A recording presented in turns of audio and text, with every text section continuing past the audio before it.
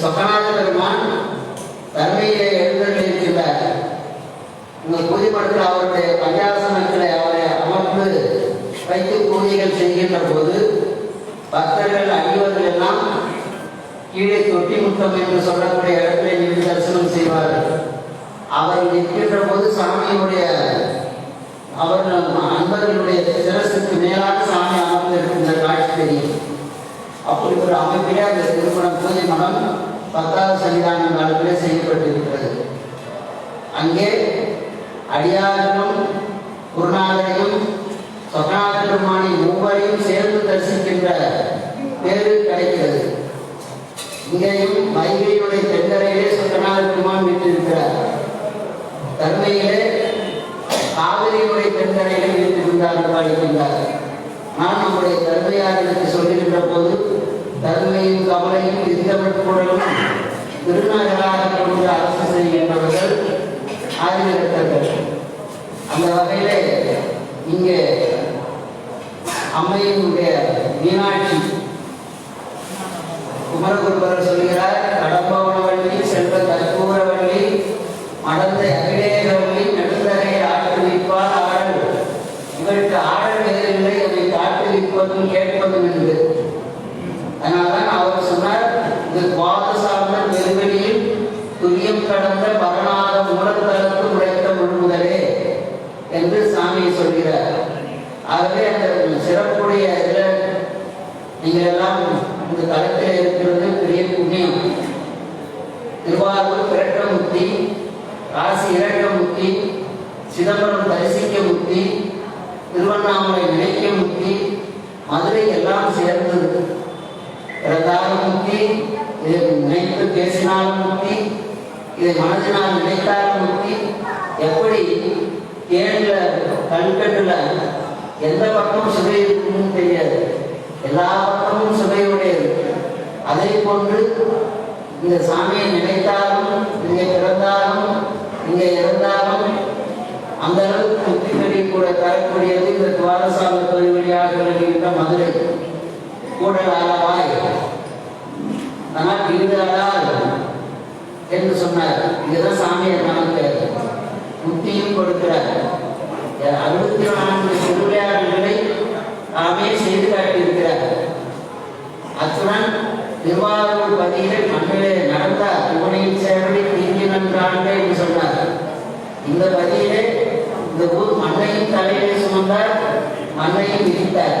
அவருடைய திருமுடியிலையும் திரு அடியிலையும் மண் பதிக்கப்பட்டது. இந்த மதுரையினுடைய பெருமை சொல்ல அதீதத்தறியது. ஆனால் அப்படிப்பட்ட கோயில்கள் நிறைந்த இந்த கூடல் ஆலவாய் நித்தம் நீங்கள் எல்லோரும் சென்று வழிபாடு செய்ய வேண்டும்.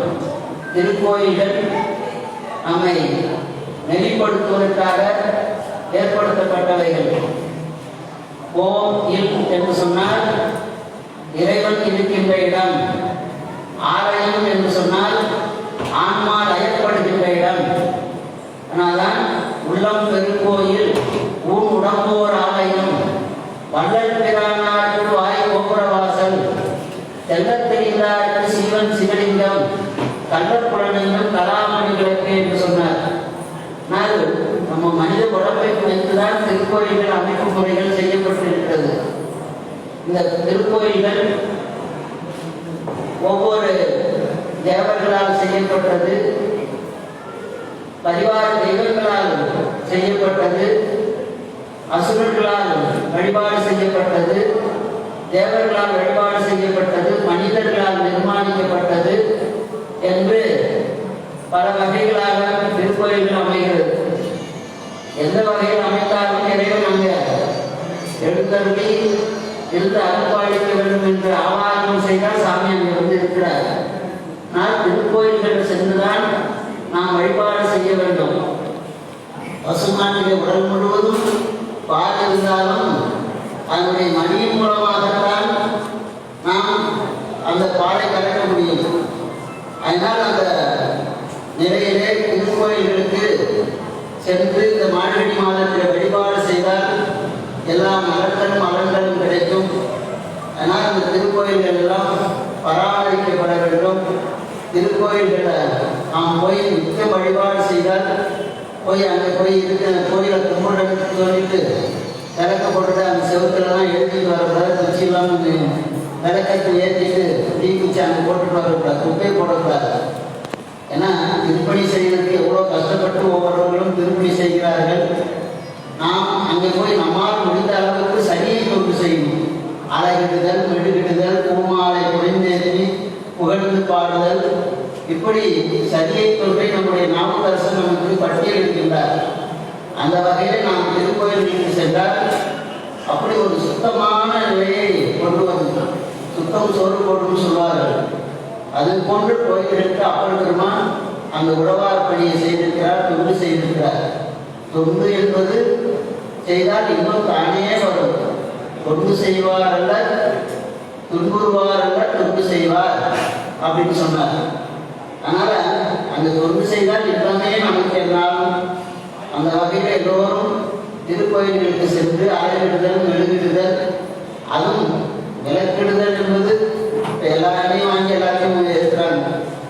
இந்த வகையில் என்று நமக்கு ஆரம்பத்தில் சொல்லப்பட்டிருக்கிறது. திதினா இப்படிதான் தெரியும். பஞ்சு திதி அது இன்னும் முதல்ல தாமரை கருவினால் எடுக்கப்பட்ட நூலினால் செய்யப்பட்ட நூல் அப்படின்னா அது கிடைக்கல, பஞ்சினால் செய்யலாம். இப்போ எதுக்கு செய்யறாங்க. அதே போன்று நெய், ஆணை, பசுமையுடைய நெய் இப்போ வாழ்ந்ததெல்லாம் எல்லாம் கலப்படமாக இருக்கும். சுத்தமான பொருட்களை கூட நம்ம சாமிக்கு கொடுக்க முடியாமல் நம்ம ஒரு விஷயம் கொடுக்குறோம். சாமிகிட்ட கற்பூரத்துக்கு கொண்டு போய் மெழுகு கொண்டு போய் கொடுத்துட்டு அங்கே விசாரம் கொடுத்துட்டு சாமிக்கு எனக்கு கல்யாணம் ஆகணுங்கிறான், காசு வரணுங்கிறான், வெளிநாட்டுக்கு போகணுங்கிறான், சம்பளம் கிடைக்கும், வேலை செய்யாமலே சம்பளம் கிடைக்குதுங்கிறான். இப்படிலாம் சாமிக்கு போய் வரணும் கேட்க. சாமிக்கு எல்லாம் தெரியும், எந்தெந்த நன்றி எது கொடுப்பார், கொடுக்க வேண்டும் என்று கொடுப்பார். அதனால் நீங்கள் கேட்டு தான் கொடுக்கணும்னு அவசியம் இல்லை. அதனால் நல்ல பொருளை கொடுக்கணும் சாமி, அப்போ தான் சாமி மகிழ்ந்து கொடுப்பார்.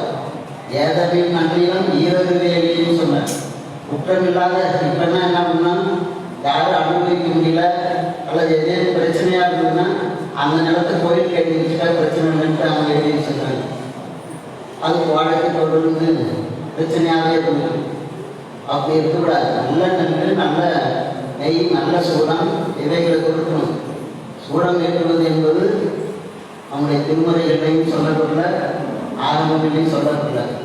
ஆனால் நல்ல நெய்யினால் தீபம் ஏற்றுவது. விரும்பினால் விளக்கு தூபம் விதியினால் இடவிளக்கு. விதி என்பது ஆகமத்தினால் என்ன விதி சொல்லப்பட்டிருக்கிறதோ அந்நெறியின்படி செய்வது என்பது நம்முடைய வழக்கு. அதனால் எல்லோரும் அந்த கோயில் வழிபாட்டிற்கு செய்ய வேண்டும். திருக்கோயில்கள் எல்லாம் செம்மையாக திருப்பணிகள் செய்ய வேண்டும். அதுவும் இந்த மதுரை நகரிலிருந்து நம்முடைய ராஜாபுரம் அவர்களை அந்த கமிட்டிக்கு நியமித்திருக்கிறார்கள். அது பாராட்டுக்குரியது. 3-4 கமிட்டி நம்ம திருப்பணி செய்யணும்னா கூட இவ்வளோ கமிட்டியை கடந்து போய் செய்ய வேண்டியதாக இருக்குது. ஆனால் அதுக்கு அங்கே உட்காரவங்க மாதத்துக்கு ஒரு தடவை போனாங்க, 2 கோயிலை சேங்ஷன் பண்ணுறாங்க. நாங்கள் நம்முடைய எண்ணம் போல உதவிகளும் பிள்ளையார்பட்டி விஜய்புரத்தரும் இந்த ஹைகோர்ட் கமிட்டியில் நியமித்திருக்கிறார்கள். நமக்கு அது நல்ல திருப்பணிகள் நிறையா அந்த அவங்களால திருப்பணி செய்ய முடியலனாலும் திருப்பணி செய்யக்கூடிய சாமிக்கு கையெழுத்து போட்டாலே அதுவே ஒரு புண்ணியம் தானே. காரணம் எல்லா இடமும் பண்ணணும்னா ஆனால் யாருக்கும் சாப்பாடு போடலாங்க. அவன் இந்த இடம் மேற்கொள்ளுக்கு போனபோது பசியினால் தவிச்சிட்டு இருக்கான். அப்போ ஒரு முனிவர் சொன்னார், இந்த மாதிரி பசி இருக்குது என்ன பண்ணுறதுன்னு கேட்டான். நீ எல்லா இடமும் பண்ணுங்க, ஆனால் பண்ண முடியும், யாருக்கும் சாப்பாடு போடல, அதுக்கு என்ன பண்ணுறது அப்படின்னு கேட்டான். நல்லதாக ஒரு காரியம் பண்ணுங்க, நாங்கள் துரியோதன வீடு இருக்கு, அங்கே போய் சாப்பிட்டு போகணும், கை காமிச்சேன், அந்த விரலை எடுத்து வாயில் வச்சுட்டு கொஞ்சம் பசி அடைக்கணும்னு சொன்னார். அது மாதிரி விரலை காட்டுவதும் கூட புண்ணியம்தான். அது போன்று அந்த துறையில் இருக்கிறவர்கள் இதை கையெழுத்து போடுறதுக்கு கூட அவங்களுக்கு கஷ்டமாக இருக்கும். ஆனால் அந்த ஒரு வகையில் ஒரு புண்ணியம் கிடைத்து பூஜை சாமிக்கு பூஜை செய்கின்ற புண்ணியங்களோடு இந்த ஒப்பம் போடுகின்ற புண்ணியமும் அவருக்கு கிடைத்திருக்கிறது.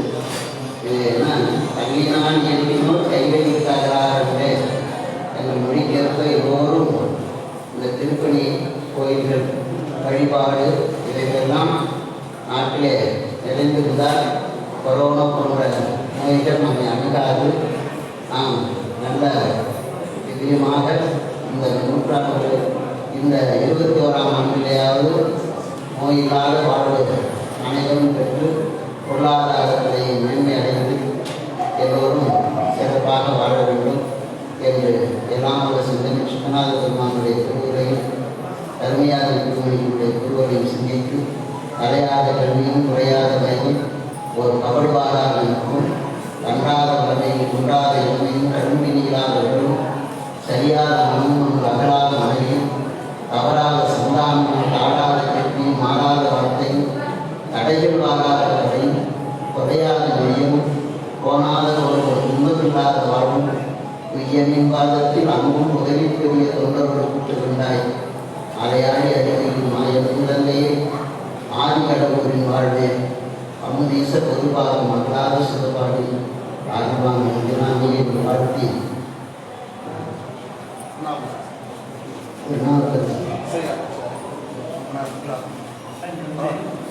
திருநாவுக்கரசு இசை ஆராய்ச்சி இசை கல்வி அறக்கட்டளை சார்பாக அவர்கள் சுரேஷ் அவர்கள் கைது சேர்த்து மாநாடு நடத்தினார். பல முறை வந்து அறிவித்தனர்.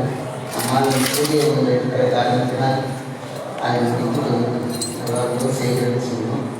அது இந்த சந்தர்ப்பத்தில் அதை கைவிட மாணவர்களுக்கு விருதுகளை வழங்கி செய்யணும்.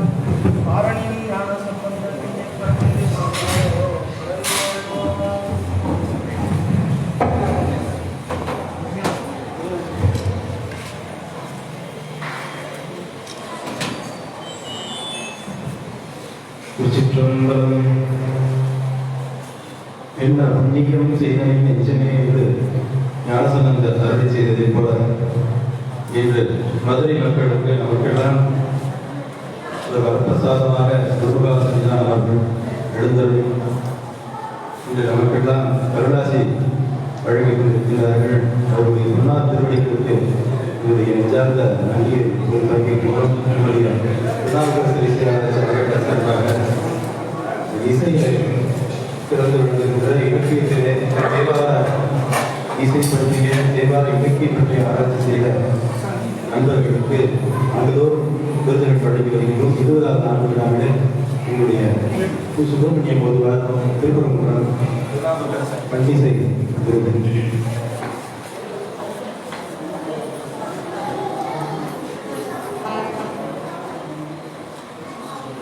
தென்மாருடைய சிவனே போற்றி, இறைவா போற்றி, பாரத முதலியரசே போற்றி, உடல் நிலங்கு உண்மை போற்றி.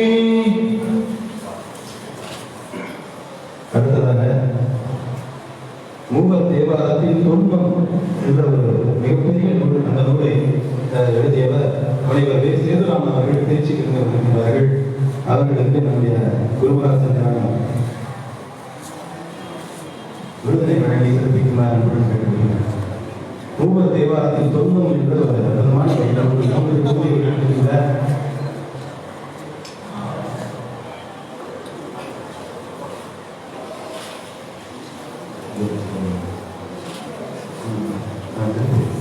அடுத்ததாக திருப்புகழ் சபையை தோற்றுவித்து பல மாணவர்களுக்கு திருப்புகழ் பற்றிய புத்துணர்ச்சி அளிக்க வருகின்ற திருப்புகழ் கணேசன் ஐயா அவர்களுக்கு இந்த விருதினை வழங்கி சிறப்பிக்குமாறு அன்புடன் தென்மாருடைய சிவனே போற்றி, போற்றி.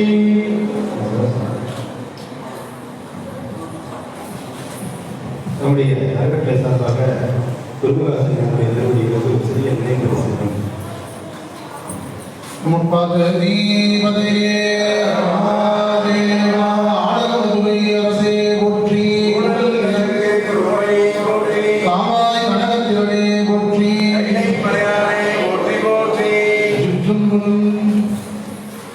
இவன் ஆசிரியரை நிறைவு பெற்று இது அனைவருக்கும் அன்னதானிப்பு நடைபெறுகிறது.